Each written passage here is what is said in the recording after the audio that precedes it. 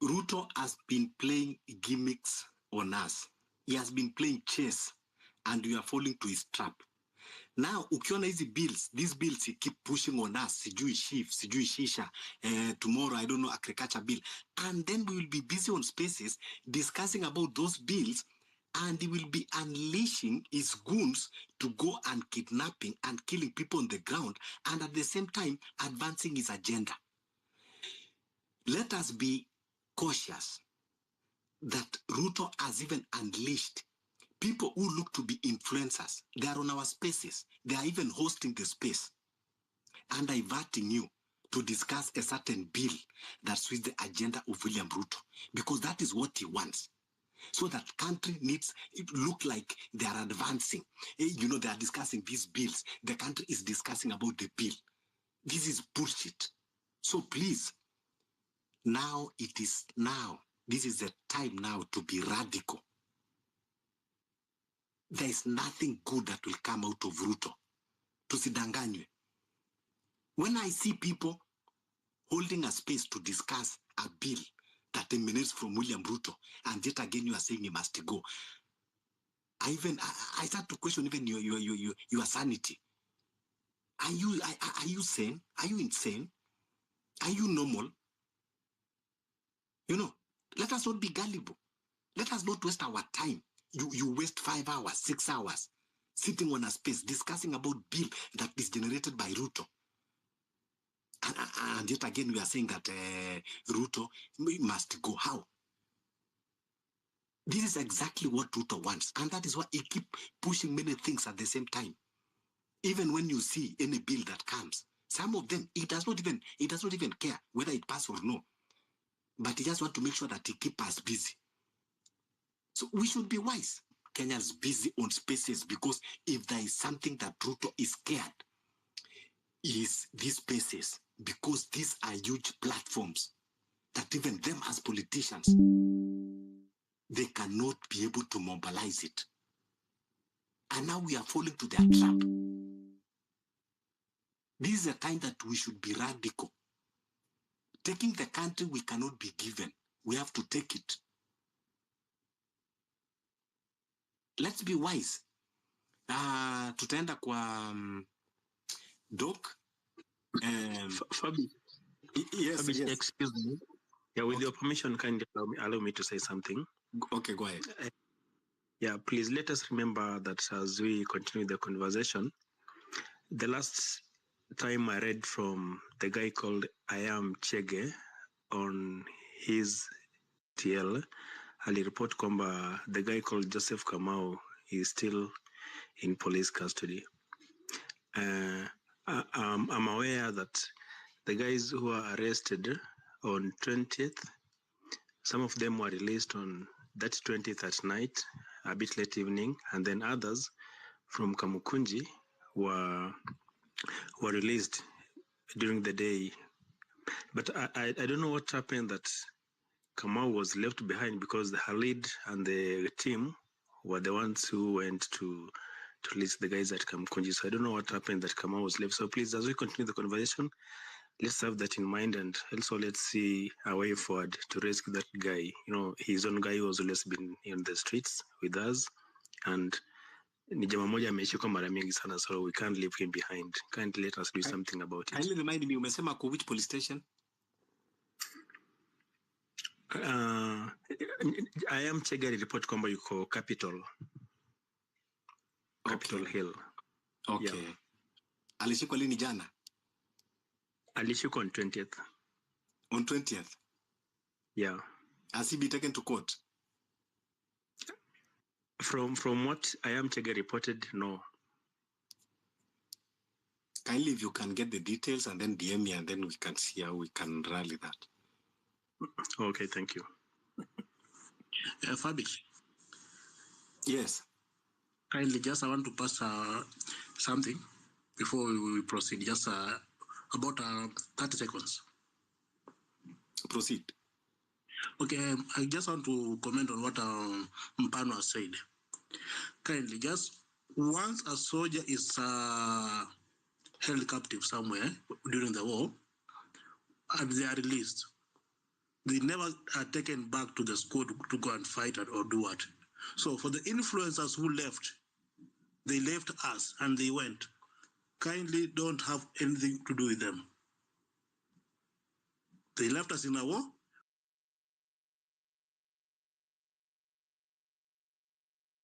Went to bed with our oppressor. Or whatever they went to do, they know themselves. So kindly let us forge our war and fight it.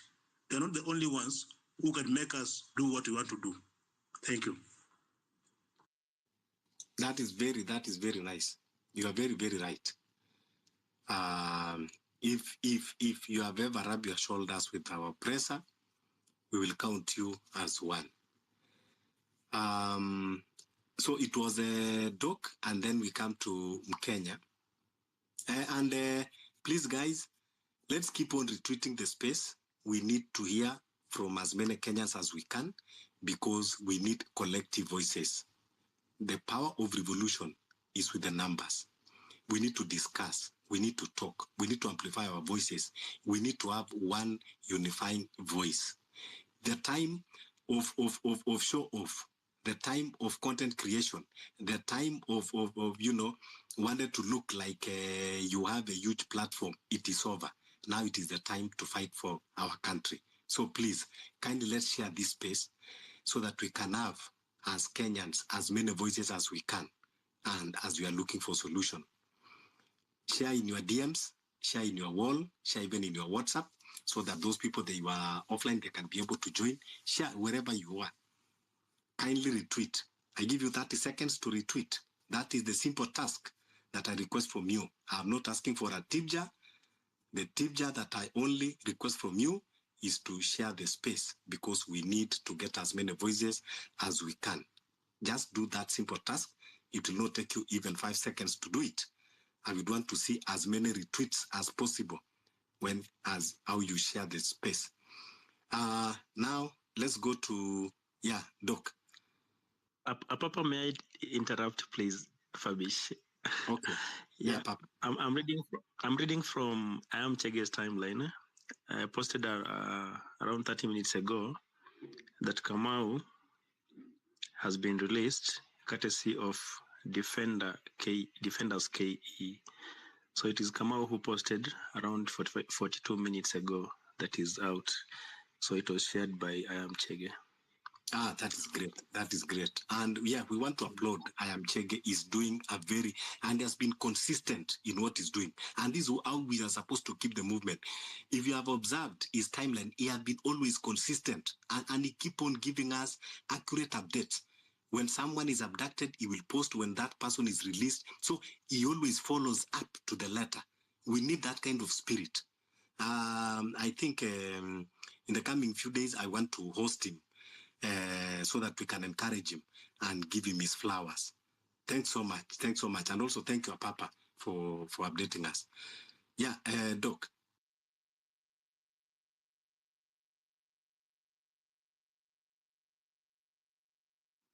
Doc, am I not pronouncing your name correctly? Okay, Chokosh. Or anyone who went to group of schools, maybe I'm not getting it correctly. My co-host, I know you went to group of schools. Can you get his attention? Anaitwa Doc na bado ni Chokosh. Sasa hapo kwa group of schools ndio sijui. Okay, nimefikiria hapo mimi ndio sipati. Unajua sisi wengine tulienda kwa polling station as a school. Yes, Doc. You know, some people muna create names ya kutumia kwa spaces, and maybe even you forget that is your name. Doc. Kimemia Daniel. Kimemia. Okay. Probably analala, mpatie Mkenya. Mkenya, go ahead. I think Doc kuna shida na net, connecting. Okay. Mkenya, go ahead. And those who are the listeners, request the mic. Utapatiwa mbio because tunahitaji kusikia kila sauti. Usikuje tu hapo kaka. And if you are in a position you cannot talk, you can give your views, your comments on the comment section, and we are going to read. My co-host here will have some few minutes to read the comments so that every voice can be heard. Thank you.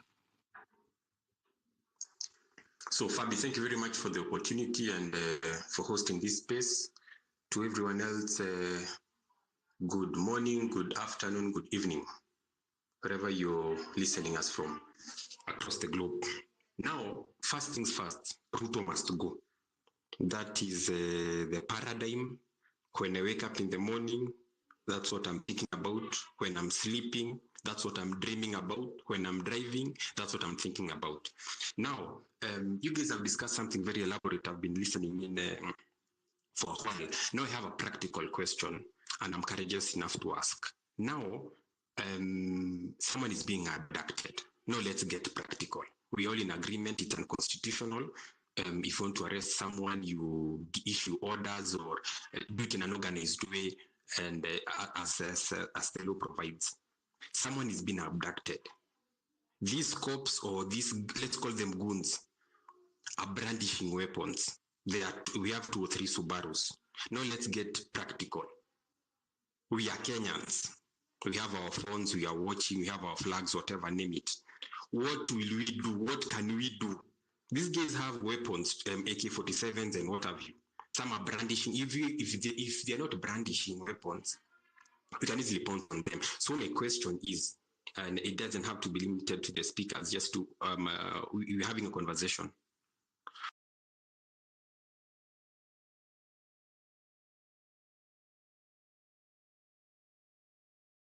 Thanks, Fabi.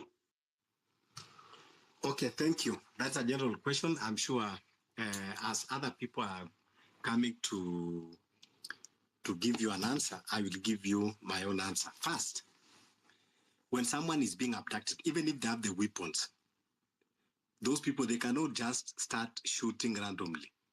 Okay? So what you need to do is you create commotion. People around there, make sure that you create commotion.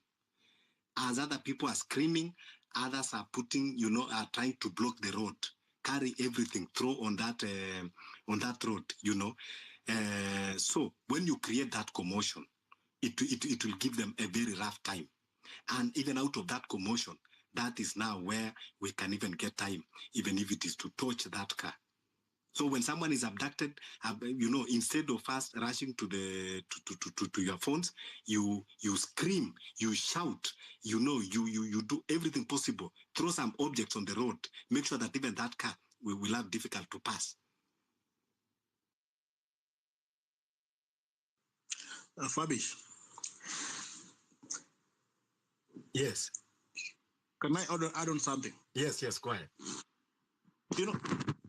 There is always that just fear of what are you going to do. But believe me not, once one person starts a commotion or just throw something, believe me not, everybody's going to join in. If you can remember during the demonstration, there was a time a guy was about to be abducted and be put in a Subaru. Guys went there. The guy was afraid. Hawakumchukua. Why? The power of people. Walienda. Just that move, ikienda. You normally see, hata kwa wanyama, if you normally see the buffaloes, mmoja akivamiwa na simba, si ndio? Hata kama ni simba watano. When they charge, mmoja tu aende, ndio hivyo. So guys, it's just us dealing with the fear that we have. Believe me not, they are not going to shoot random, as Fabia said. So the fear that we don't tunasema kwamba nobody should come here ataanza kutuuzia fear kwamba nini is a very genuine question and is a good umeuliza. So that fear sasa ndio tunasema kwamba we have sasa tuitoe. Tujue kwamba in such a scenario what do you have to do? And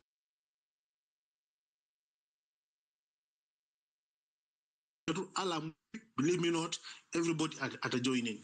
Thank you. Maybe Fabi. Yes. Yeah, even if I can add on that, unaona the gari abduction huwa ikikuja, the first thing when they approach you and they want to when they want to arrest you kama public iko, wanakujanga kwanza wanakuhold hivi. Hiyo kuhold hivi kama bado wamesimama, wana testing the people who are around. Kama kuna any resistance. Kama kuna resistance ndio unaonanga kuna hiyo rush ya kupelekwa kwa gari. Let me tell you, akunanga watu waoga kama watu wa Subaru boys. Wanaonanga tu ground, wanafanya hivyo, watu wanaanza kutoroka, wanachukua advantage, sasa ndo wanakuwa aggressive. The moment wameshika tu mtu na mtu mmoja tu atake anzange tu asema hapana, you will see them retreating. Utaona wameretreat, wanahand ulo jamaa like karibu anamwani gently. The moment mtu mmoja alipuke na sound itoke more than 3 people, they will never arrest anyone. I'm a true witness ya the story son is saying. Ilifanyika town, ilikuwa town yenyewe demonstration ikiendelea. There was a young guy who was supposed to be taken. Walimshika hivi, the group ikakuja tu hivi like it was just a commotion of 2 minutes and they drove off and they left him there. So inakwanga fear. First, if they come, they must test the ground. They will hold you. Watakushika hivi. Si nakujanga tu hivi mara moja. Wanakuhold hivi ni kama umeshikwa. Then hata wewe mwenyewe ukianza kukua aggressive, then you get a external support. It stops there. The only thing inafanyanga hivi, watu wanaonanga umeshikwa hivi, people start running. So when people start running, they always take like they have controlled the ground. That's when they drag you into the car. But just in case there's any resistance, those people at the you have just said here, those people because they always come in a group and wako armed, hiyo ndio inafanyanga tu hiyo bravery inakwanga. But the moment wameonanga tu any opposition, just a slight, no one will go. Trust me, mimi nimeona ikifanyika, some we have done around Mudhuru, even there was also an arrest there ilikuwa inafanyika hapo. Watu walitoka tu kwa soko hivi, hata ilikuwa tu wamama. It never happened. So inakwanga tu fear like wakikuja hivi watu wanaona Subaru, they run away. And the issue of not even putting the number plate, ikwanga ati people can track, they can put a plate there and it is fake.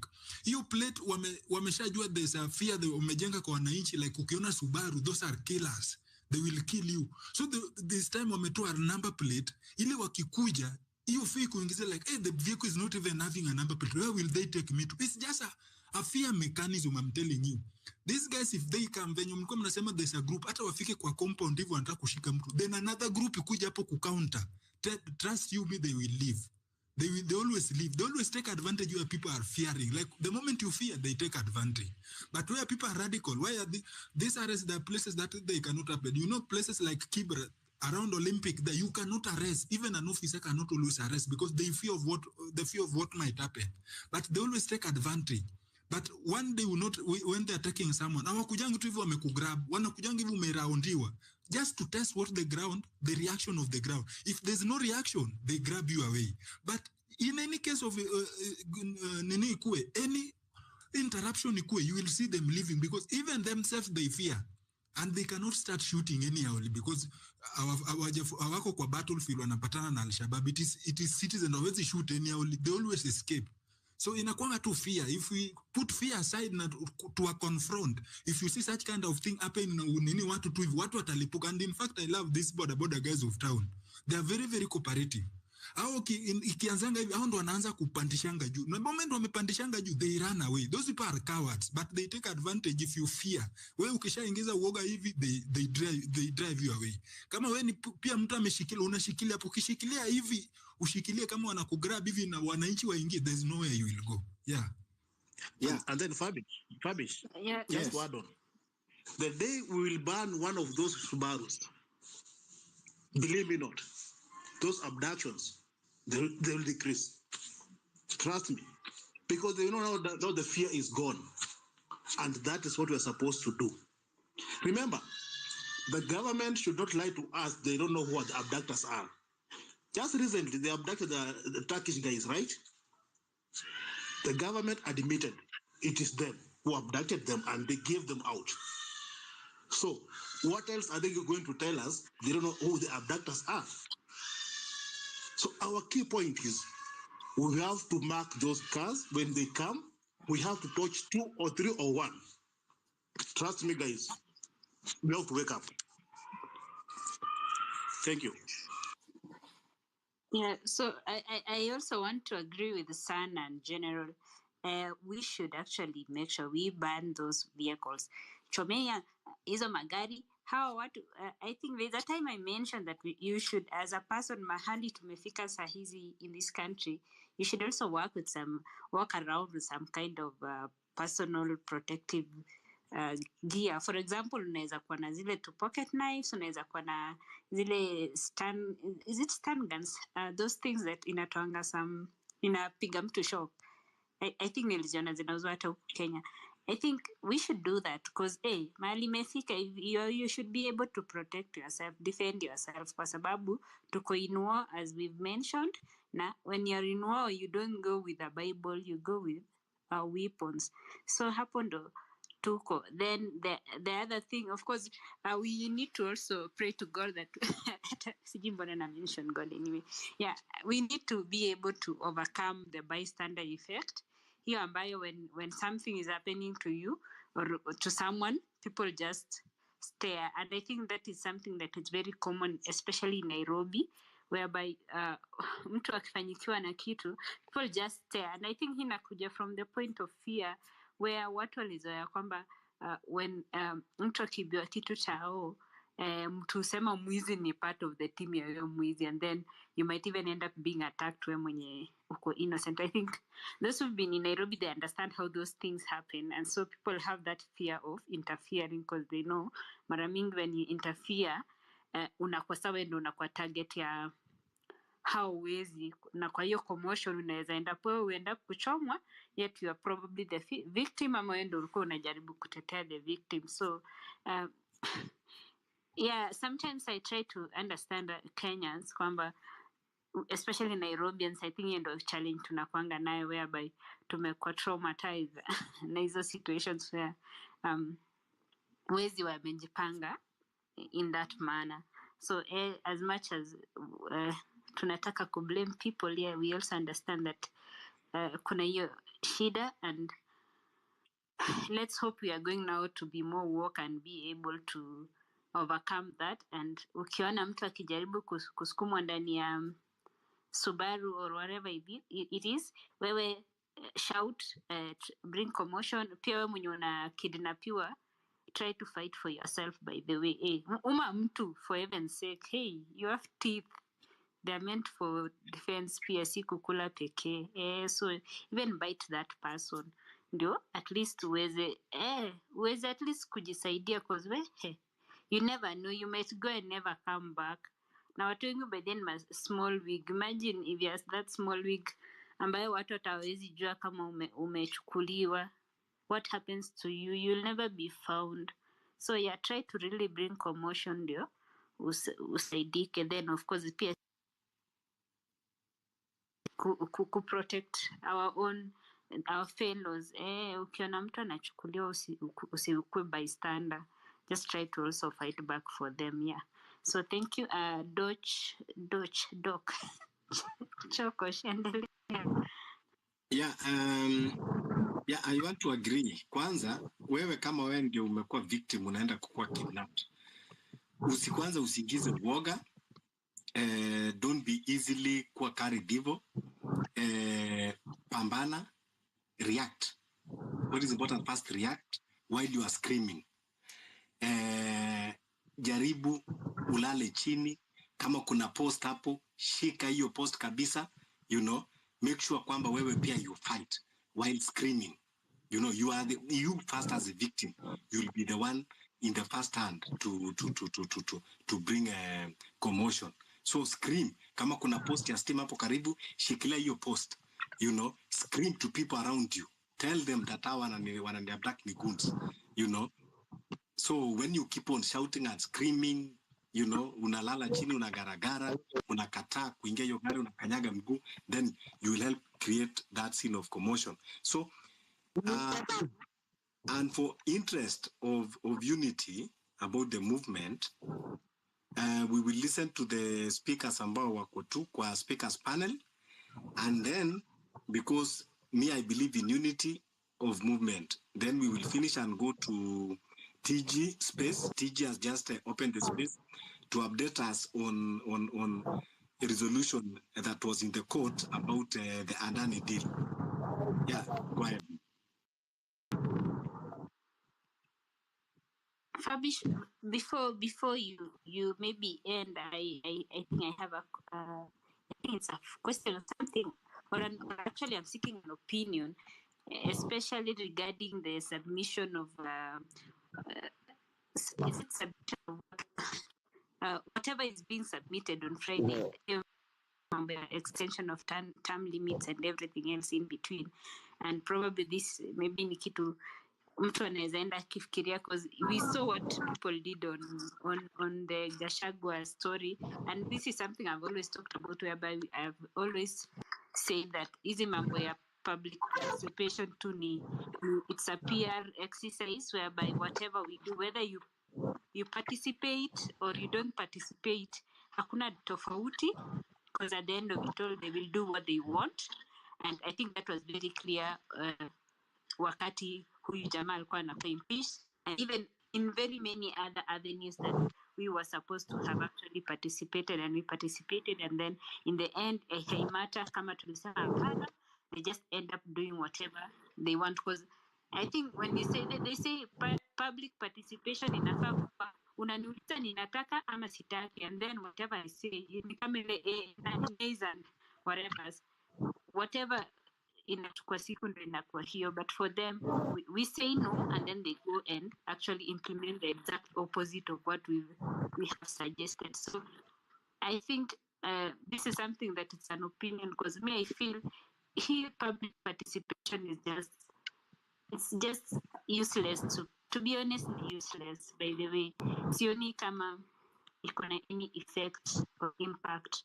So yeah, probably this is something we could discuss in the next space, after this one, or even in the next time we do a space, because ini kitu by then inaniudhi sana. So yeah.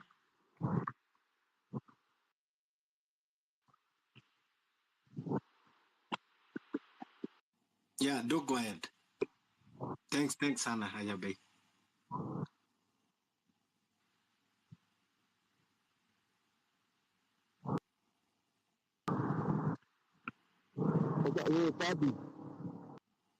Yeah.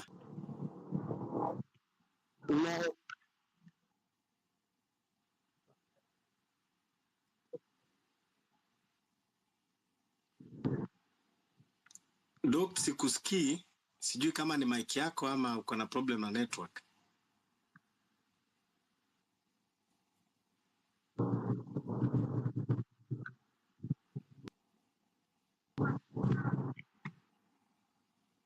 Kuna mtu anamsikia?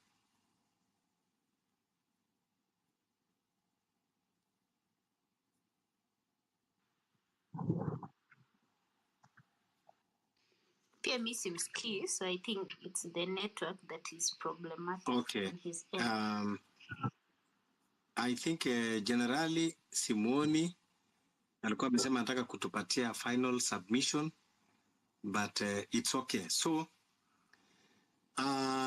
for the interest of time and ili tuweze kupata nafasi ya kusikiza